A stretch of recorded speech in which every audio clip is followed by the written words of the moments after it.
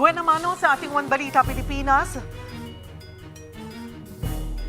Ngayong Lunes, low pressure area na buo sa loob ng Philippine Area of Responsibility. Tuluyan ba itong magiging bagyo at magpapalala sa mga pag-ulan at pagbaha? Presyo ng petrolyo tataas simula bukas. Kasabay nito, fuel subsidy sa mga pampublikong sasakyan tinaasan na sa 12 pesos kada litro. Sa impeachment trial ni Vice President Sara Duterte, staff officer ng Office of the Vice President na si Gina Acosta tumistigo ngayong araw. Pananambang sa interim minister ng Bangsamoro Region, halos isang buwan bago ang kauna-unahang BARM parliamentary elections, kinundina na rin ng palasyo. At Derek Ramsey, may paglilinaw matapos mahuli ang supercar na may peke umanong plaka na nakapangalan daw sa kanya.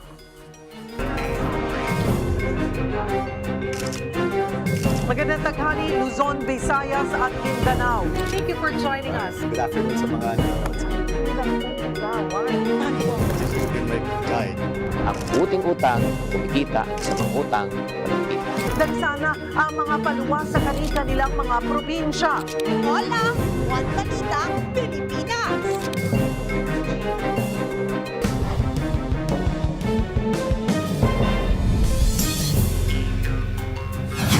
Magandang tanghali, Luzon, Visayas at Mindanao. Baha at matinding traffic ang bumungad sa Metro Manila ngayong Lunes dahil sa malakas na ulang dulot pa rin ng habagat. Sa Pasay City, nagmistulang ilog ang maraming kalsada sa Barangay 183 sa Villamor dahil sa abot bewang na baha. Sa Buendia, stranded ang ilang motorista dahil sa malalim na baha. Ang EDSA Magallanes Tunnel dyan sa Makati, hindi nadaanan ng ilang motorista kaninang umaga dahil din sa taas ng tubig. Sa EDSA Ortigas naman, halos mag-zero visibility na dahil sa malakas na buhos na ulan at hangin. Pati sa Maysilo Circle sa Mandaluyong, abot tuhod na ang baha, ang bumulaga sa mga residente. Sa Maynila, gutter deep ang baha sa Taft Avenue, Pedro Hill, Calao at UN Avenue. Maging sa probinsya ng Rizal, rumaragas ang baha rin ang sumalubong sa mga residente sa bayan ng Morong. Nagdeklara na rin ng state of calamity sa Hagonoy, Bulacan dahil sa mga pagbahang dulot ng habagat. Tuloy-tuloy naman ang relief operations doon. Sa ngayon, nasa higit 6,000 relief tax na raw ang naipamahagi sa mga residente. At para kumustahin ang sitwasyon doon, magkakasama natin si Hagonoy Mayor Maria Rosario C. Alvarado Mendoza. Magandang tanghali po sa inyo, Mayor.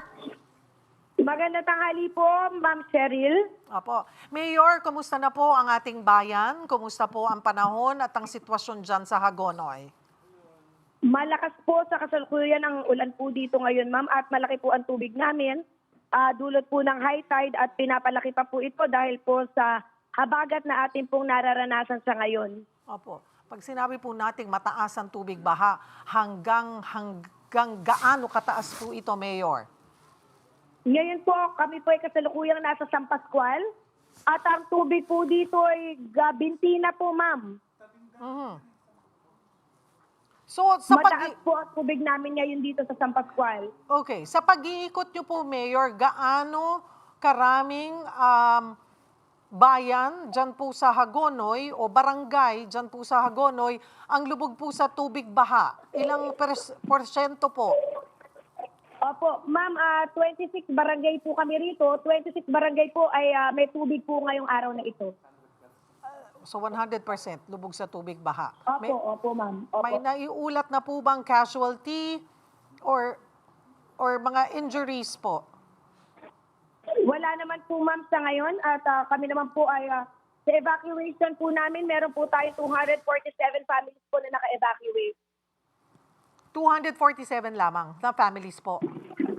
Opo, ma'am, kasi alam mo naman po, ang bayan ng Hagonoy, kahit po ba ang bahay, di naman po lilikas ang ating mga kababayan, sila po yung nag-i-stay pa rin sa kanila po mga tahanan. Mhm. Gaano na po kalaki ang estimate na pinsala? Ilang araw na ho ba or linggo ba? Although hindi naman na po nawawala dyan ng tubig baha, ano?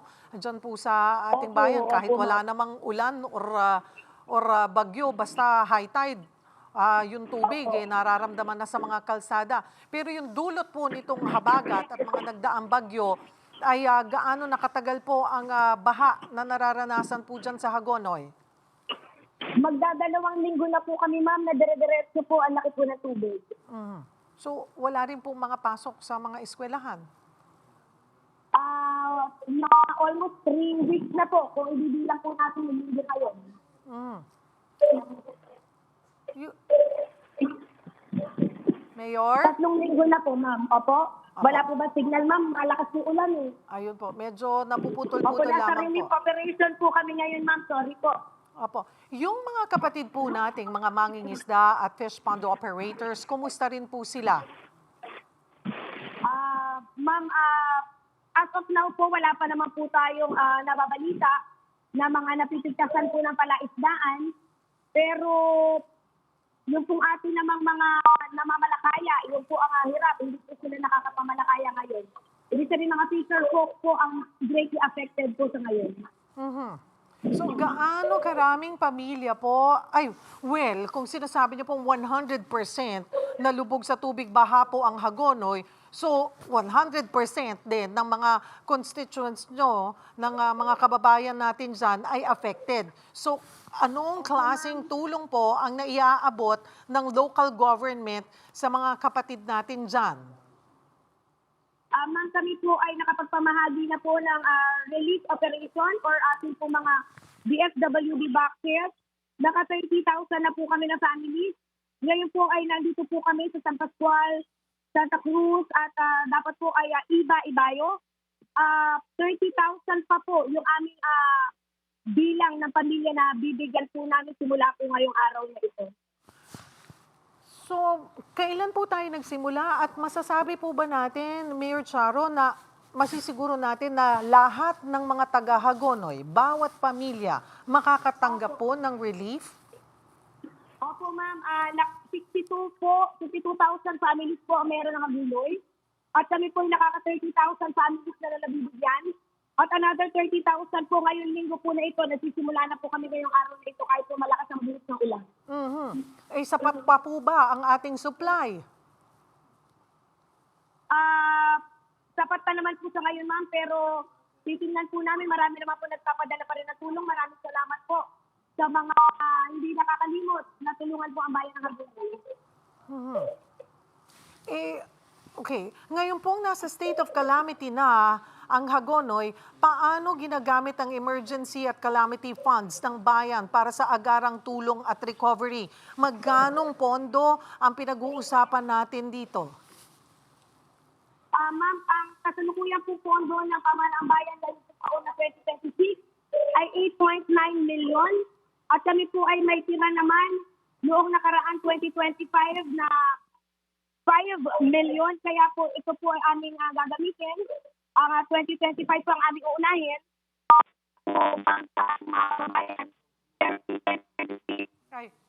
Mayor,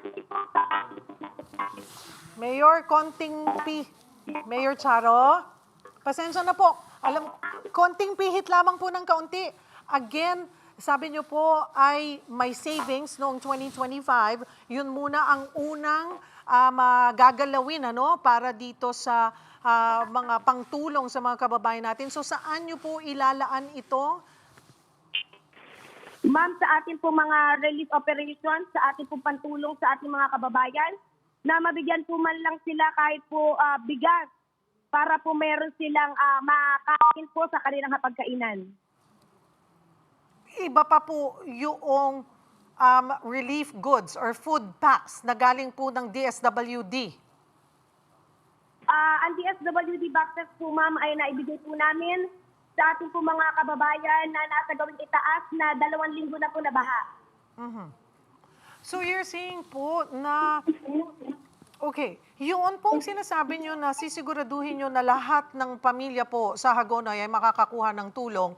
Ito po ba ay yung pong relief goods or yung food packs na galing sa DSWD? Ma'am, ang relief goods lamang po na bigay ng DSWD, at nagpapasalamat po tayo, ay 15,000 po na packs. Hindi po kakasa ito. Kaya po ang pamahalang bayan naman na mag-augment para po mapunan namin yung kakulangan po naman na supply na binigay po sa amin ng DSWD. Kailan nyo po masisiguro na lahat po ay maaabutan na ng tulong? Ay, opo ma'am. Dahil tayo po personal na kasama na bumababa po para po makakabuksan po ang ating mga kababayan at masigurado po na lahat ng pamilya ay mabibigyan. Mayor Charo, yung pong bayan ng Hagonoy, dyan din po ako lumaki. Since bata ako, Opo, talagang opo, binabaha na po dyan. Taga Santa Opo. Monica po kami. Talagang, Opo. talagang binabaha na at palala ng palala po ang sitwasyon ng ating bayan dyan. Ano ho ba Yes ang po, ma'am. pangmatagalan or permanenteng nakikita nyong solusyon para malunasan yung mga pagbaha sa Hagonoy? May solusyon nga bang pwedeng mangyari? Sabi ko nga po, habang may buhay, may pag-asa. At umaasa po kami na darating din po yung panahon na magkakaroon po ng tamang plano, tamang implementasyon at ito po'y babantayan natin, ma'am. Nandito na po, ma'am, yung ating naiisip na sana po ay magawa ng plano ng DPWH. Ang road dike po sana mula San Pascual up to San Isidro. Damay po dito, ma'am, ang barangay natin na Santa Monica na kung ito po ay matutuloy, ay mga dati pong pilapil ay gagawin na natin ngayon na constructed na road dike ay mas makakabuti po para sa ating mga kababayan dito. Mas marami na po tayo maisasalbang barangay. At siyempre, hindi po titigil doon yon. Nandiyan pa rin po na madikihan. Lalo na po yung mga barangay mula po Iba hanggang Sitio Bugan ng Santa Elena at yung pong San Agustin, Sagrada ay madikihan din po na maayos nang makugkog po ang mga barangay na nasa kabayanan. Ano ho ba, kamusta ho ba yung pakikipag-usap nyo sa national government? Hindi din naman pwedeng hanggang plano lang. So, aaksyonan ba nila? Tingin nyo po? Mapopondohan yan? Bababa po dito si Secretary Vince Dizon and we are hoping po na makita po niya talaga ang sitwasyon dito sa ating bayan ng aktwal nga po sana na makita ang taas ng high tide para po mai-assess po nila ano po ba ang dapat na tamang proyekto na dapat pong gawin dito sa ating bayan. Siguro, Mayor Charo, ano ang inyong mensahe at paalala sa inyong mga kababayan, sa ating mga kababayan dyan sa Hagonoy? Hindi po tayo titigil na mahanapan po ng pondo at hindi rin po tayo titigil na ang mga national agency po ay makatulong sa atin. Kami po ay hindi na namamahinga para po makapaghatid ng tapat na paglilingkod sa ating mga kababayan. At siyempre po, service from the heart po tayo. Marami pong salamat, Hagonoy, Bulacan Mayor Maria Rosario C. Alvarado Mendoza. Samantala, binabantayan ng Pag-asa ang low-pressure area na nabuo sa loob ng Philippine Area of Responsibility. Makibalita tayo sa magiging lagay ng panahon kasama si Pag-asa Weather Specialist Grace Castañeda. Magandang tanghali sa iyo, Grace. Magandang tanghali din po, Ms. Cheryl, at sa inyo po mga taga-subaybay. Ano po ang update sa ating magiging panahon? Unahin natin siguro itong low-pressure area na namuo sa loob ng PAR. Ito ba'y direktang nakakaapekto na sa nararanasang panahon natin ngayon? Ngayon po, Ms. Cheryl, yung LPA na minomonitor natin, nasa karagatan po siya, 1,140 kilometers east ng Northern Luzon yung kanyang location. Wala po itong epekto sa anumang bahagi ng ating bansa. Ngunit isa po ito sa nagko-contribute or nag-i-influence dito sa habagat po natin. And habagat po yung nagdadala ngayon ng mga pag-ulan sa malaking area po ng Luzon. Ito bang low pressure area na ito ay nakikitang posibleng maging bagyo? Sa ngayon po, not ruled out natin na ma-develop ito sa mga susunod na araw at maging isang ganap na bagyo. Pero meron din po tayo nakikitang other scenario na meron pong isa pang possible circulation na mabuo naman dito sa may west ng Northern Luzon. Kapag meron pong nabuo pang isang circulation sa west ng Northern Luzon, either po sa kanilang dalawa yung pwedeng maging bagyo, tapos yung isa ay magiging trough na lang po ng dominant system. And then nakita natin, northwestward generally yung movement nila patungo po sa area ng Taiwan.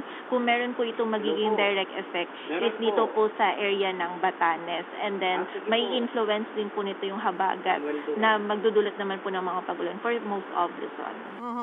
Pero sa ngayon po, itong nararanasan natin na malalakas na buhos ng ulan dito sa Metro Manila and most of Luzon ay habagat lamang na walang nakaka-impluwensyang ibang weather system?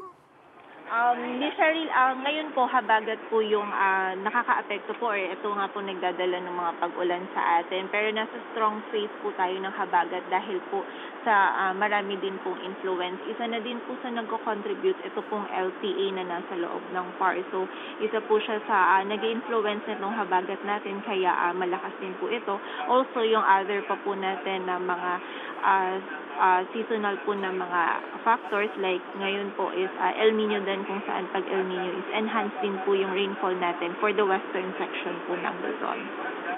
Okay. Kasi ang iniisip ng mga kababayan natin, pag sinabi nating El Nino, yung mga bagyo mas malalakas. Pero naimpluwensyahan din pala, mas enhanced din o mas malakas ang habagat? Yes po, tama po din, Cheryl. Iba-iba po yung epekto ng El Nino for different parts of the country. So kapag po sa eastern side, less po yung mga rainfall natin kapag El Nino. Pero yung western side po, kapag na-timingan ng El Nino yung habagat, it enhance naman po yung westerlies natin or strong westerlies, which is yun po yung associated sa habagat. So isa po ito sa nagko-contribute din ng mga malakas po na pag-ulan natin. At Wala ito, po tayong kaya po. At itong ganitong klase ng panahon, saan-saang mga probinsya, saan-saang mga lugar patuloy na makakaranas ng malalakas na ulan?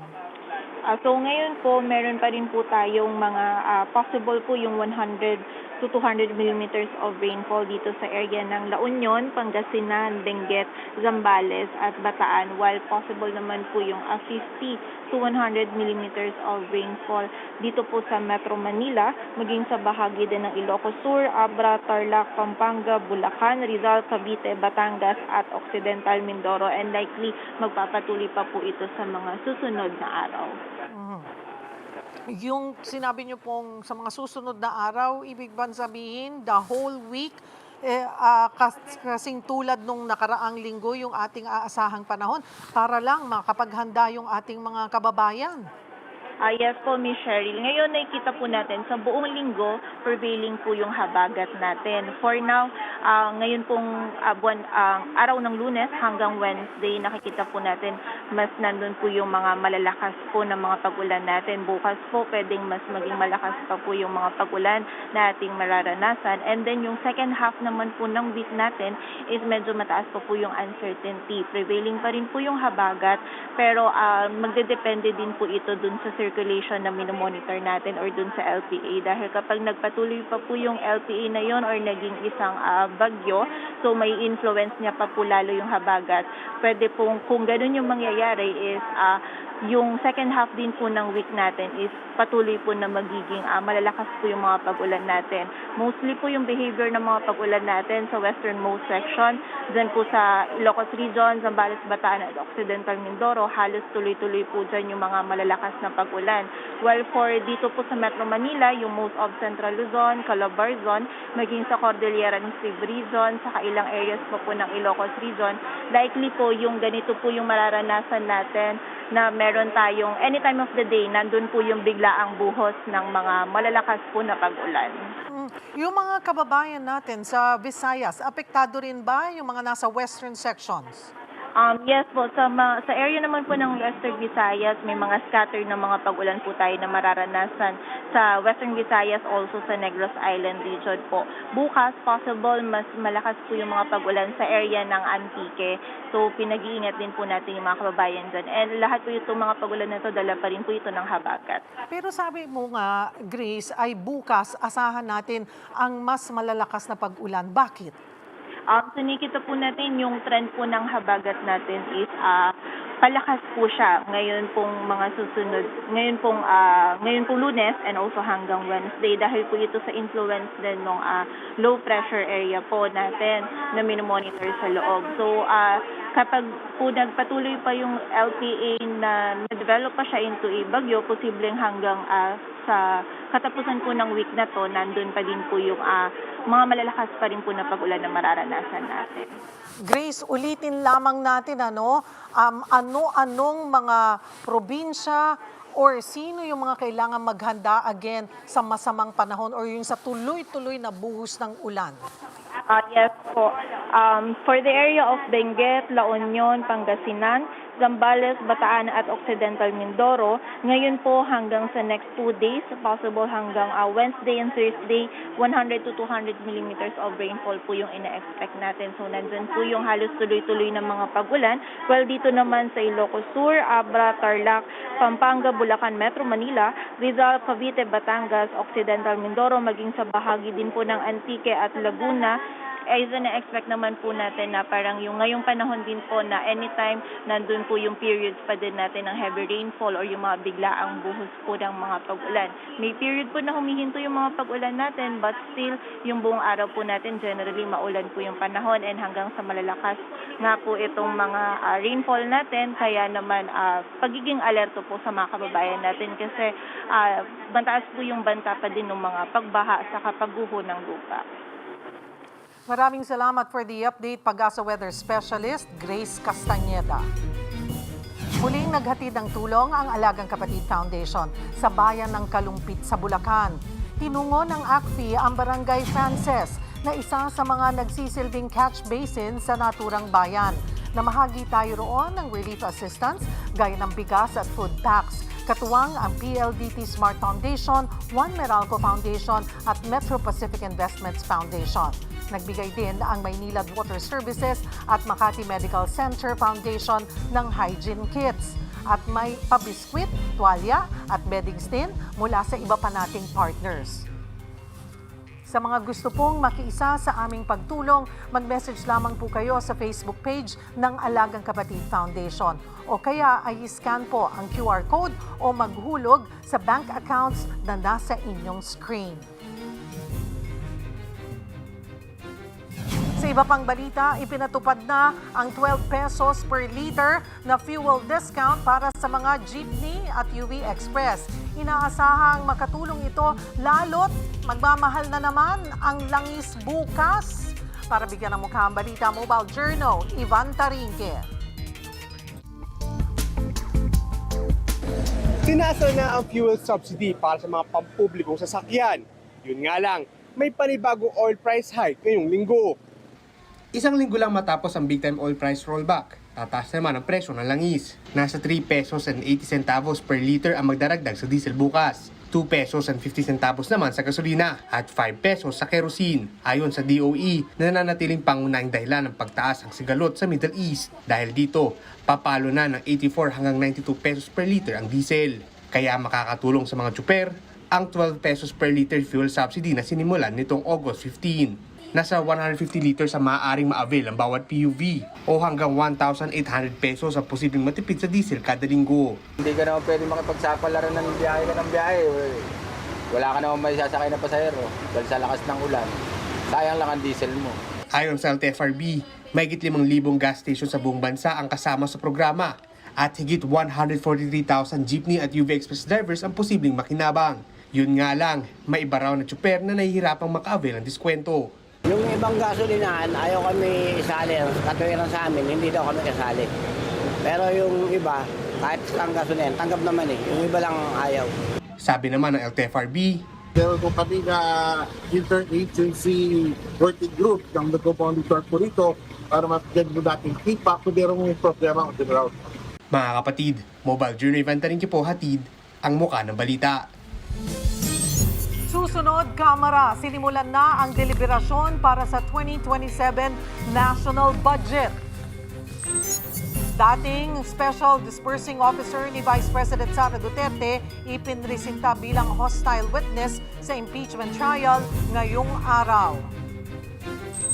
At Malacanang kinundina ang pananambang sa Interim Chief Minister ng Bangsamoro Region. Yan at iba pa sa pagbabalik ng One Balita, Pilipinas.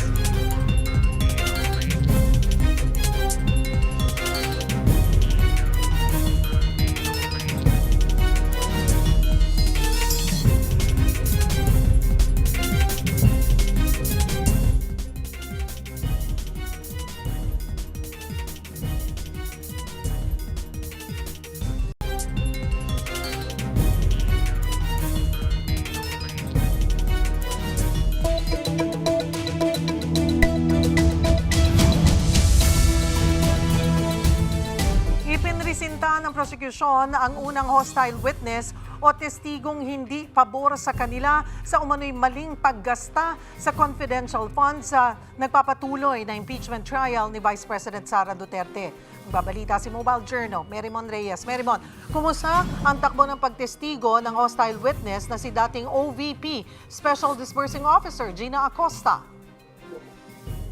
Cheryl, sa ngayon ay naka-break muna itong impeachment trial na magbabalik mga 12:45 p.m. ngayong tanghali. Pero itong si Gina Acosta, yung Special Disbursing Officer ng Office of the Vice President, OVP, ang minanifest ng prosekusyon bilang kauna-unahang hostile witness. Ibig sabihin, itong si Acosta isang testigo na hindi pabor sa prosekusyon, vital din sa kanyang counter-affidavit sa Office of the Ombudsman. At yung isa din sa kanilang inilatag dito ay yung kumbaga yung pattern na naging Special Disbursing Officer din itong si Acosta sa Davao noong alkalde o mayor pa ng Davao City itong si VP Sara Duterte. Dito nagkaroon ng objection mula sa parte naman ng depensa na sinasabi walang kinalaman kasi hindi naman daw parte ng kine-question dito ay yung kapanahunan noong alkalde itong si Duterte. Pero ang naging ruling dyan ng impeachment court na si Presiding Officer Chis Escudero, tanggap ito para lang daw sa relevance, para lang ma-establish yung pattern pero hindi raw para magdagdag sa articles of impeachment. May ilang senador din kanina, for example, si Senator Mig Zubiri, na nagtanong kung maaari raw bang tanungin na lang ng gamit ang Bisaya. Itong si Attorney Virgil Ligutan mula sa prosekusyon, itong si Acosta, para raw maintindihan ni Acosta yung tinatanong during the examination. At dahil nga hostile witness na itong si Acosta, may rights o maaari makapagtanong ng leading questions itong si Ligutan. Pero kanina naman, itong si Senator Judge Erwin Tulfo, nagagalit siya dahil noong nasa pagdinig naman daw ng House of Representatives itong si Acosta, nakakasagot naman daw ng Ingles ang gamit, ng Tagalog ang gamit, nakakaintindi naman daw ng Filipino noong tinatanong ni Prosecutor Luis Ro nung nasa Kamara pa. So bakit daw dito sa impeachment court, hirap na hirap? Tigilan na raw yung panloloko sa mga tao ni Acosta. Pero parte pa rin ang ginagawa ng impeachment court ngayon, yung paghahanap ng interpreter din, o kaya naman si Escudero mismo o si Ligutan, tinatranslate yung ilan sa sinasagot ni Acosta. Cheryl. Kabilang din dapat sa testigo si Marivic Pareha na Director ng House Legislative Information Resources Management Department. Pero bakit hindi na siya pinatuloy?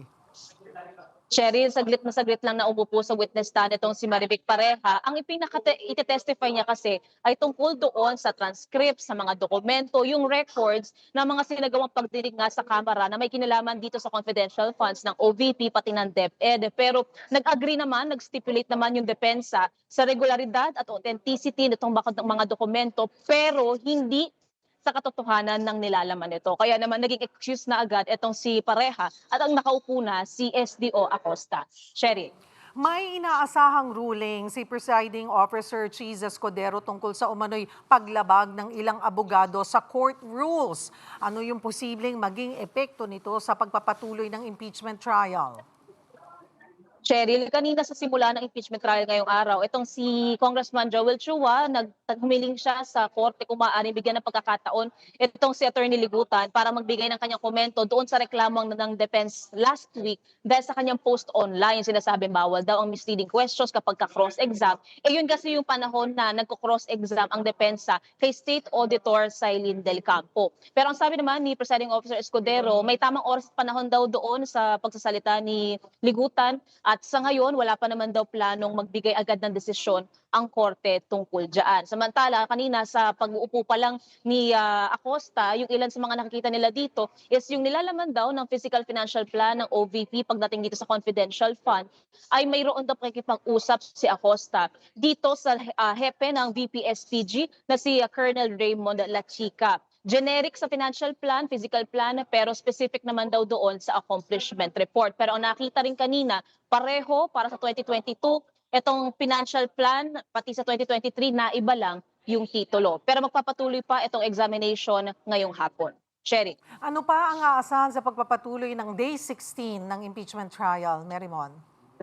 Cheryl, pagkatapos kasi nitong pag-examina o pagtatanong na prosekusyon, ang depensa naman, pwede sila magkaroon ng cross-examination. Kung sakali, pwede rin magkaroon ng cross-redirect examination o di kaya naman ay clarificatory questions na o interjection mula sa senator judges. At yung isa nga lang din sa inaantabayanan natin kung magkakaroon pa ba ng changes sa schedule ngayong araw dahil nga naglabas ng memo itong ang palasyo na yung mga government offices sa ibang modes of ano na siya ng pagtatrabaho, kumbaga yung face-to-face, wala na muna pero sa ngayon wala pa namang announcement kung suspended na itong paglilitis o kaya naman yung plenary session mamayang hapon sa Senado.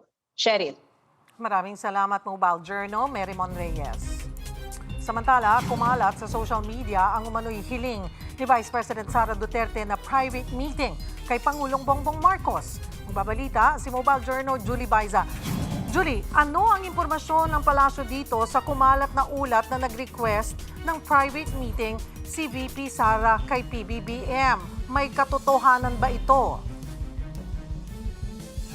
Cheryl, hindi daw makukumpirma ng palasyo sa ngayon yung kumalat na ulat o impormasyon sa social media na humihiling ng closed-door meeting si Vice President Sara Duterte kay Pangulong Bongbong Marcos. Ayon kay Palace Press Officer Claire Castro, wala pa raw ibinababang impormasyon tungkol dito. Pero sakali man na magkaroon ng request, bukas pa rin daw si PBBM na makipag-usap sa bise. Noon pa man daw nasabi ng Pangulo sa unang podcast pa lamang na bukas siyang makipag-usap hindi lang sa bise, kundi sa iba pang hindi sumasang-ayon sa administrasyon. Kaya ito para daw yan sa lahat ng kababayan o sa lahat ng tao. Cheryl. Okay. Samantala, may mga pangamba na baka mahinto ang BARM polls pagkatapos ng pag-ambush kay BARM Interim Chief Minister Abdul Rauf Makakuwa. Ano ang sagot dyan ng palasyo? Cheryl, hindi daw makapipigil itong nangyaring ito sa tuloy-tuloy na pagbabago para nga sa Bangsamoro Autonomous Region in Muslim Mindanao. Ayon kay Castro, tuloy daw yung paghahanda ng COMELEC sa kauna-unahang parliamentary election sa BARM. Ang sabi pa niya, iniulat din ng Commission on Elections na mapayapa o peaceful pa rin naman sa BARM sa kasalukuyan.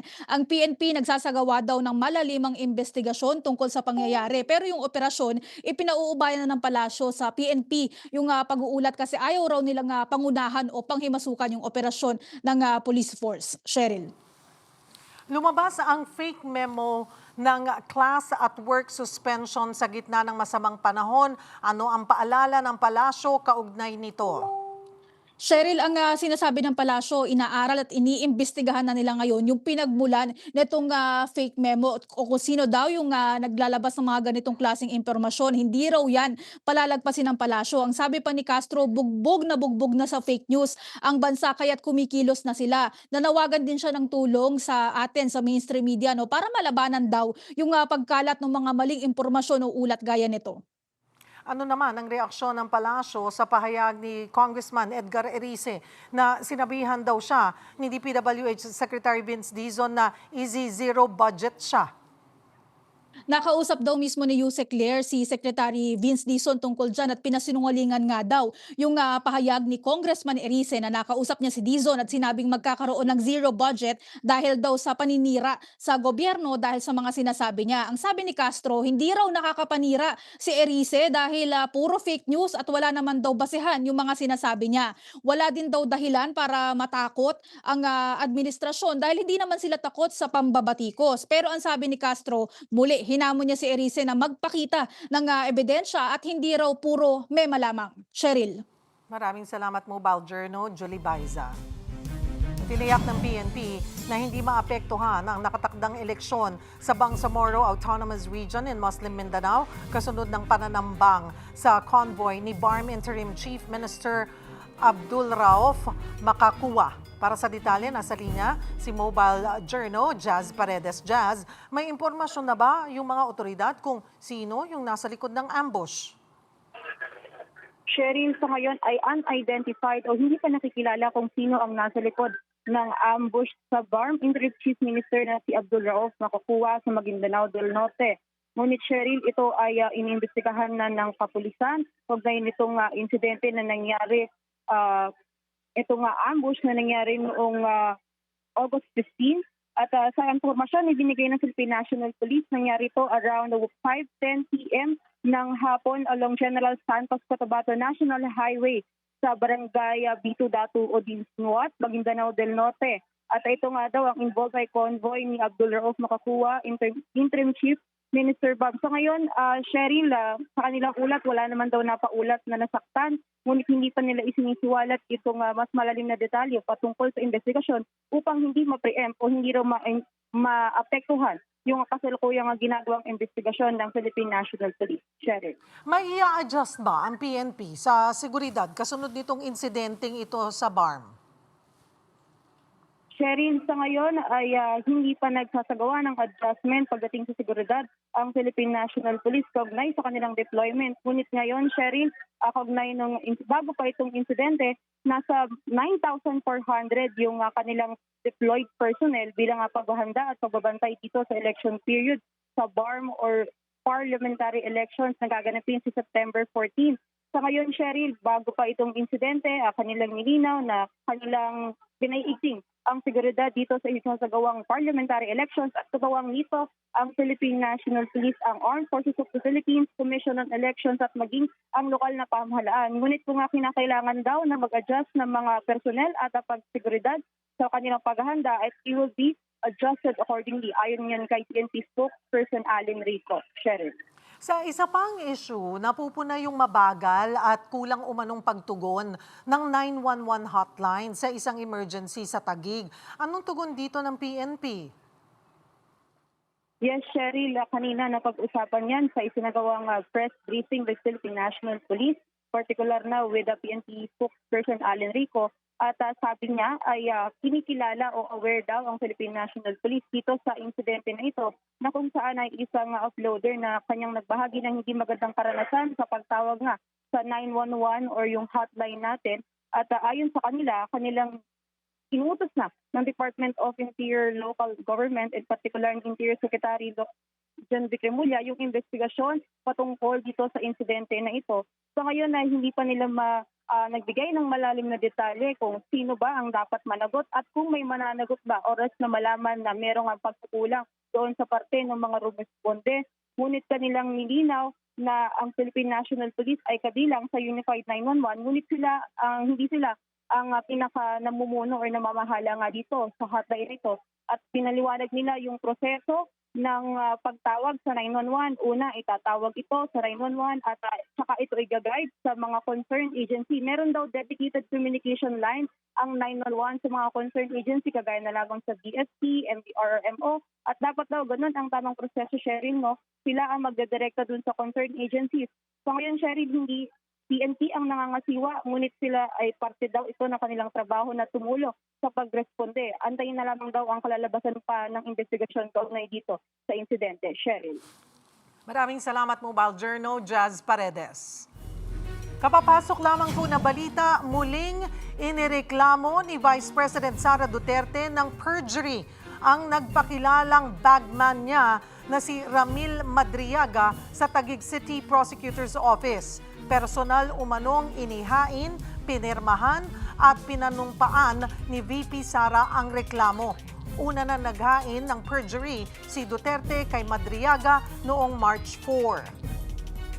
Nagsimula na ang deliberasyon ng House Appropriations Committee sa proposed 7.2 trillion pesos na national budget para sa 2027. Tiniyak ng Kamara na magiging transparent sa pagtalakay nito. Magbabalita si Mobile Journal, Amy Atienza. Amy, kumusta ang takbo ng budget deliberations? Cheryl, kasama ang Development Budget Coordination Committee ay binahagi ng Department of Budget and Management ang regional allocation ng proposed 2027 national budget na 7.2 trillion pesos. 4.603 trillion pesos ang ilalaan para sa regionalized budget. Tinutukoy dito ang mga proyekto, aktibidad at programa sa iba't ibang rehiyon, probinsya at bayan sa bansa.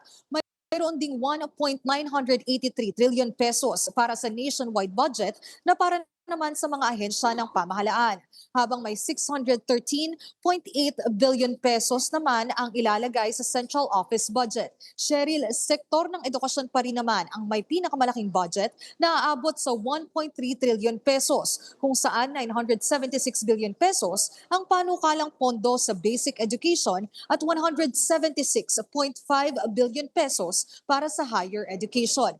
Kasabay niyan, nakikita ng Bangko Sentral ng Pilipinas ang mas magandang paglago ng ekonomiya sa susunod na taon. 4 to 5% lamang ang posibleng headline inflation rate sa 2027 kumpara sa 6 to 7% ngayong 2026. Sa kanyang talumpati, siniguro rin ni House Appropriations Committee Chairperson Lika Suwansing na mananatiling bukas sa publiko ang diskurso ng budget. Kabilang dito ang live streaming ng mga deliberasyon at pagpupulong ng Budget Amendments Review Committee o BARC. Mayroon ding inaasahang People's Budget Review upang mas matalakay ang mga nais pang pagtibayin ng mga Pilipino. Imbitado rito ang civil society at people's organization. Cheryl, bukas naman ay inaasahan ang pagtatalakay ng budget ng Philippine Amusement and Gaming Corporation o PAGCOR at ng Philippine Charity Sweepstakes Office. Cheryl? Maraming salamat, Mobile Journal, Amy Atienza. Binatikos ni Ombudsman Boying Rimulya ang Department of Public Works and Highways dahil sa pagkabigo umano nitong magbigay ng dekalidad na mga proyekto. Kasama sa sinita ni Rimulya sa kanyang radio show na executive session ang higit 9 billion pesos na Cancer Center project ng UP-PGH. Wala kasing tumatanggap na private partner dito. Pinuna rin niya ang gusali ng Bureau of Immigration na ginastusan ng higit 8 bilyong piso. Pero inabot ng 10 taon ang pagpapagawa. Ang payo pa ni Rimulya sa NBI na nagpaplanong mag-procure ng bagong building, bumili na lang sa halip na magpatayo pa dahil hindi rin maganda ang kalalabasan. Kaya PPP yan, pag binigyan mo sa DPWH yan, iba na naman itsura. We have to take a cue from the quality of work of that happens with government projects. As it is right now, wala tayong maasahan sa DP. Wala. I-compare mo ngayon yung mga buildings na pinagbibili. Kaysa yan. Kaysa sa mga paggagawa natin. Ng gobyerno. Hindi kayang gawin ng gobyerno yung quality na. Ganong gaganda. Hindi. Mas, at mura pa. Mura pa. In the long term. Tsaka ang ganda. Sumang-ayon si DPWH Secretary Vince Dizon sa sentimiento ng Ombudsman pagdating sa mga proyektong nasa ilalim ng PPP. Katunayan, nagalit din daw siya nang malamang delayed ang BI building. Hindi raw ito katanggap-tanggap at ipinakikita ang structural problem sa ahensya. Makikipagtulungan daw ang ahensya sa Ombudsman para sa reforma ng DPWH. Diyan lamang po kayo mga kapatid. Magbabalik pa ang One Balita Pilipinas.